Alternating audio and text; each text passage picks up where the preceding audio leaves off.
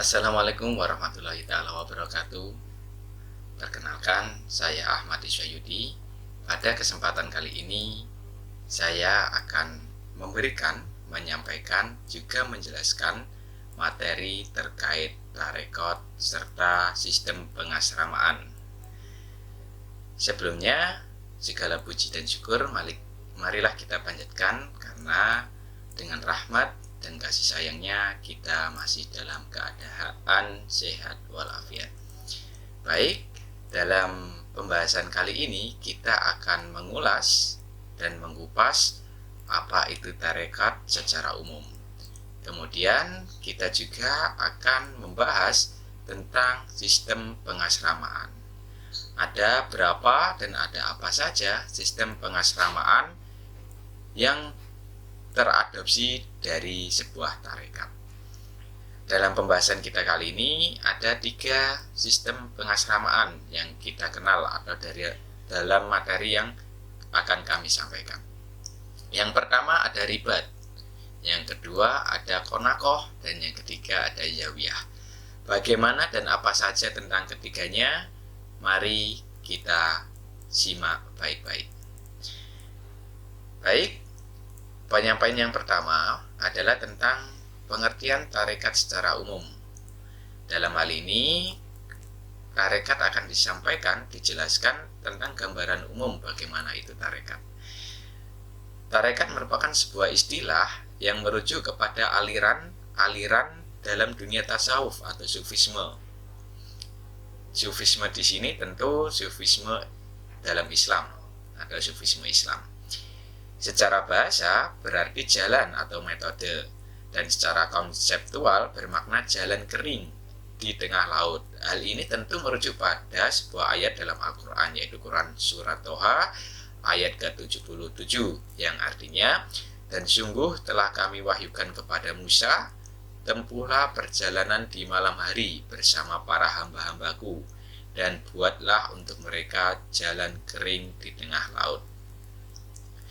Seperti yang kita kenal sebelum-sebelumnya atau sebagaimana adanya, bahwa tarekat dipimpin oleh seorang mursyid yang diangkat dari kata rasyada yang artinya penuntun. Dalam hal ini, metafora tarekat sebagai jalan harus dipahami secara khusus sehubungan dengan istilah syariat yang juga memiliki arti jalan. Lantas bagaimana perbedaan antara keduanya? Dalam gambaran umum ini, tarekat bermakna sebagai jalan yang khusus atau individual, jadi lebih spesifik dan terkerucut daripada makna dari syariat itu, yang merupakan fase kedua dari skema umum tahapan perjalanan keagamaan. Oke, dalam hal ini tentu bisa dikatakan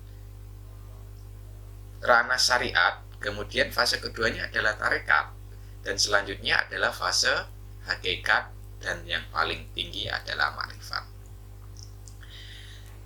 Dengan demikian, tarekat memiliki 2 pengertian. Pertama, ia berarti metode pemberian bimbingan spiritual kepada individu dalam mengarahkan kehidupannya menuju kedekatan diri dengan Sang Pencipta. Yang kedua, tarekat sebagai persaudaraan kaum sufi atau Sufi Brotherhood yang ditandai dengan adanya lembaga formal seperti zawiyah, ribat, atau konakoh. Jadi 3 istilah yang disampaikan di awal tadi itu sebagai bentuk persaudaraan antar kaum sufi pada zaman dulunya. Baik, selanjutnya kita akan membahas tentang sistem pengasramaan. Dan apa kaitannya dengan itu tadi? Tentu sudah disampaikan di awal bahwa keterkaitan sistem pengasramaan yang 3 tadi dengan apa yang kita kenal dengan tarekat itu memiliki korelasi. Selanjutnya, pengertian daripada asrama itu sendiri. Asrama memiliki beberapa definisi. Dalam Kamus Umum Bahasa Indonesia, asrama berarti tempat pemondokan. Asrama adalah suatu tempat penginapan yang ditujukan untuk anggota suatu kelompok, umumnya murid-murid sekolah. Asrama biasanya merupakan sebuah bangunan dengan kamar-kamar yang dapat ditempati oleh beberapa penghuni di setiap kamarnya. Jadi kalau kita pernah atau tahu istilah pondok, atau kita pernah mendatangi suatu pondok, itu pasti ada bilik-bilik kamar. Nah, bilik-bilik kamar ini akan ditempati oleh beberapa penghuni, disesuaikan dengan ukuran kamarnya, dan itulah yang disebut dengan asrama. Dalam tradisi pesantren, pondok merupakan unsur penting yang harus ada dalam pesantren. Ini memang pondok adalah bagian utama daripada pesantren itu sendiri ya. Pondok merupakan asrama di mana para santri tinggal bersama dan belajar di bawah bimbingan kiai. Pada umumnya, pondok ini berupa komplek yang dikelilingi oleh pagar sebagai pembatas yang memisahkan dengan lingkungan masyarakat sekitarnya. Namun ada pula yang tidak terbatas, bahkan kadang berbaur dengan lingkungan masyarakat. Jika diusut secara historis atau letak geografis dan sosiologis, maka akan terlihat sebuah perbedaan atau keberagaman daripada pondok atau pengasramaan ini. Baiklah, kita berlanjut pada sistem pada asrama. Kita akan menyampaikan dulu pengertian daripada sistem asrama itu nanti.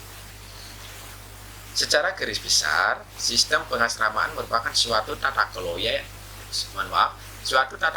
yang diterapkan pada pondok pesantren pada poin asrama utamanya, untuk kemudian digunakan sebagai media pengembangan dan pembelajaran. Tata kelola demikian terbentuk bersamaan dengan perkembangan pondok pesantren itu sendiri. Jadi, dalam hal ini sistem pengasramaan itu disesuaikan dengan perkembangan pondok yang ada di daerah-daerah tersebut. Maka dalam kata lain bisa dikatakan suatu sistem pengasramaan itu berbeda antara pondok satu dengan pondok yang lainnya. Baik, selanjutnya adalah contoh sistem pada asrama. Yang pertama, sebagaimana yang kami sampaikan di awal tadi, bahwa ada ribat. Apa sih ribat itu? Ribat berasal dari bahasa Arab yang berarti sesuatu yang dibuat untuk mengikat. Tangsi, markas tentara, tempat yang diwakafkan untuk fakir miskin. Pada awal mulanya, ribat digunakan untuk benteng pertahanan kaum muslimin terhadap serangan musuh. Nah, ini secara sejarah awal mula adanya ribat. Ribat banyak dibangun di daerah perbatasan dan dilengkapi dengan menara pengawas. Di dalam ribat, tentara muslim melakukan latihan-latihan militer di samping melakukan latihan keagamaan, sehingga ribat dalam hal ini mempunyai dua fungsi. Yang pertama sebagai tempat ibadah dan markas tentara. Jadi secara historis dan sejarah awal mulanya ribat terbentuk sebagai sebuah markas. Markasnya tidak besar, tapi sebagai tempat berlindung. Di sisi lain, ribat juga digunakan sebagai tempat ibadah umat muslim yang ada di situ. Bergeser lagi, sehubungan dengan pendidikan, maka ribat adalah pusat kegiatan kaum sufi. Inilah kenapa ribat masih memiliki keterkaitan dengan suatu ordo sufisme atau tarekat itu ya. Tempat pembinaan dan penggemblengan para calon sufi yang diisi dengan kegiatan pendidikan, pelatihan, pengkajian agama, dan ibadah kepada Allah Subhanahu wa Ta'ala. Jadi cukup jelas jika dalam sudut pandang sejarah dan fungsi awalnya ribat itu sebagaimana yang kami sampaikan tadi. Jika dalam sudut pandang pendidikan, maka ribat mempunyai pengertian sebagaimana yang baru kami sampaikan. Selanjutnya, di sini kita bisa menyampaikan atau kita bisa menyimpulkan bahwa ribat merupakan tempat kegiatan kaum sufi yang ingin menjauhkan diri dari kehidupan duniawi dan mengkonsentrasikan diri untuk ibadah semata-mata hanya kepada Allah. Oke. Sebagai suatu lembaga pendidikan, di dalam ribat dilakukan proses latihan, bimbingan dan pengajaran bagi calon sufi. Tentu hal ini disesuaikan ya dengan perkembangan waktu dulu. Di dalamnya terdapat berbagai aspek atau komponen yang terkait dengan pendidikan tasawuf, seperti yang terkait dengan guru yang terdiri dari syekh atau mursyid sebagaimana penyampaian di awal tadi. Ada mu'id atau asisten guru, dan mufid atau fasilitator, dan juga yang terkait dengan murid, di mana pada ribat itu muridnya dibagi sesuai dengan tingkatannya, mulai dari ibtidaiyah, sanawiyah, dan aliyah. Oke, dalam hal ini kita bisa membayangkan atau mengaktualisasikan bahwasanya keterkaitan ribat pada sistem pengasramaan dan pondok pesantren yang kita temui di daerah-daerah Indonesia itu dimaknai sebagai ini, bahwa sistem pengasramaan itu di bagian ribat itu terorientasi daripada penggunaannya di awal sebagai media pembelajaran kaum sufi, yang kemudian dalam hal ini juga ada beberapa tingkatan mulai dari ibtidaiyah, sanawiyah, kemudian aliyah, dan itu masih digunakan di pondok-pondok pesantren saat-saat ini. Oke, kita beralih ke sistem yang kedua, yaitu konako. Di sini konako dimaknai dengan sebuah pemondokan di mana para murid dapat tinggal dan sekaligus merupakan tempat latihan mistik.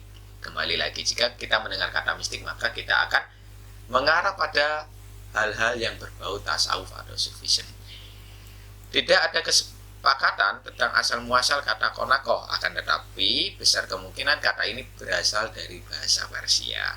Jadi, mohon maaf, jadi secara bahasa untuk konako ini masih belum jelas asal-usulnya. Namun ketika diusut bisa dibilang konako ini berasal dari bahasa Persia. Kemudian konako baru mendapatkan perhatian para sejarawan setelah abad ke-4 Masehi ya ini. Pada abad ini konako telah dikenal secara luas di daerah Khurasan dan Transoksiana.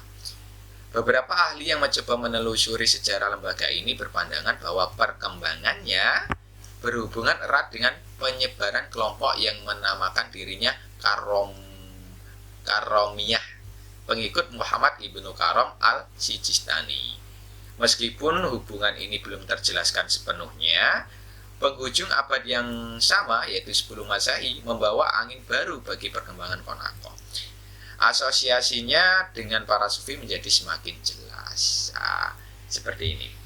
Jadi seperti itu, bahwa konako di sini titik beratnya lebih ke tempat tinggal. Baik, selanjutnya kita akan membahas pada sistem pengasramaan yang ketiga, yaitu Zawiyah. Zawiyah secara harfiah berarti sayap atau samping. Sedangkan dalam arti yang umum, Zawiyah adalah tempat yang berada pada bagian pinggir masjid yang digunakan untuk melakukan bimbingan wirid dan zikir untuk mendapatkan kepuasan spiritual. Dengan demikian, Zawiyah dan ribat fungsinya sama, meskipun dari segi organisasinya ribat lebih khusus daripada Zawiyah. Jadi ada kesamaan di sini antara Zawiyah dengan ribat pada penjelasan ribat yang tadi. Namun di sini juga disampaikan bahwa ribat itu lebih bersifat khusus dan spesifik ya dalam hal peribadatan atau spiritual kerjanya itu lebih khusus lagi daripada Zawiyah. Dapat dikatakan bahwa Zawiyah secara harfiah berasal dari kata injawa zanjawi yang berarti pojok, sudut, atau juga mengambil tempat tertentu dari sudut masjid yang digunakan untuk iktikaf dan beribadah. Dengan demikian, Zawiyah merupakan tempat pertemuan atau tempat berlangsungnya pengajian-pengajian sebuah tarekat sufi yang mempelajari dan membahas dalil-dalil nakliyah dan akliyah yang berkaitan dengan aspek agama, serta digunakan pula bagi kaum sufi sebagai tempat untuk halaqah, zikir, dan tafakur untuk mengingat dan merenungkan keagungan Allah Subhanahu wa Ta'ala. Lantas apa sih korelasi Zawiyah dengan sistem pengasramaan yang ada pada pondok pesantren? Tentu masjid itu pokok atau unsur utama juga dalam suatu pondok pesantren. Di sini Zawiyah diterangkan bahwa tempatnya itu lebih ke bagian masjid yang berada di samping. Disitulah kemudian tempat tersebut digunakan untuk pengolahan spiritual atau beribadah atau lain sebagainya.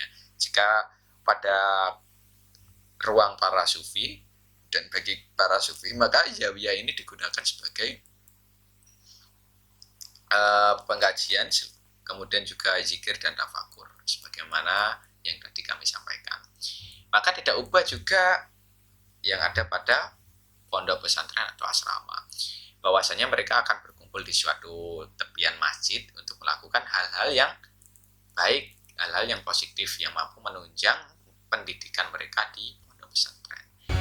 Baik, sejauh ini dan seluas apa penyampaian kita tadi itu adalah tarekat secara umum dan sistem pengasramaan.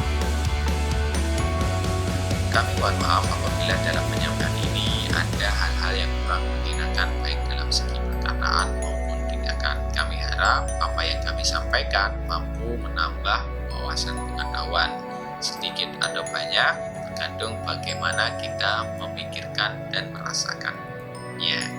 Terima kasih.